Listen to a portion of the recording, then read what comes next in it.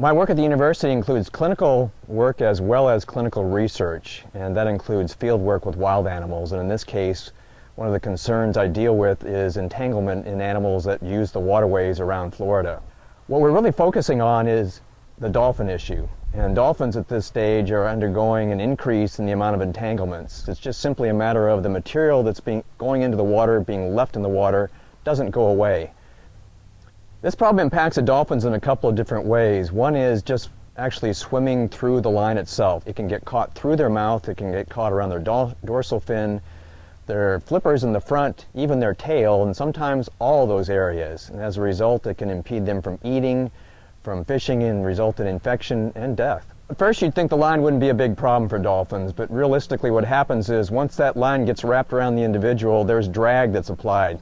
That drag with that sharp little line actually acts like a knife. So over time, that exposes tissue to infection, it exposes the bones to arthritis, and exposes them to the potential for very serious illnesses that can result in long-term illness as well as starvation.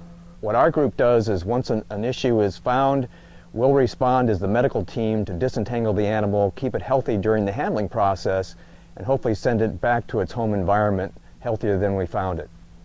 So what you'll see in some cases is us holding the animal on a mat in order to stabilize things that are going on.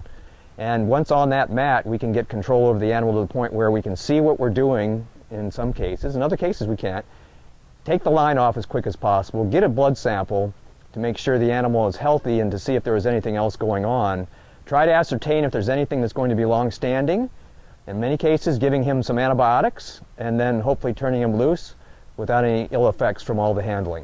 We work with another series of groups around the state, Hub SeaWorld Research Institute, Harbor Branch Oceanographic Institute, Mote Marine, and what we're trying to do as a group is to really study the problem, see where we need to intervene quickly in terms of the live animals and what we can do to prevent it in the wild. So we determine if the animal's in trouble or not, we monitor them, and then we call in veterinarians like Dr. Walsh to come help with the rescue. And the study area we work in is called the Indian River Lagoon System, which is an estuary located on the east coast of Florida. And what we're finding is that the dolphins in here, we estimate their population to be about 700 animals.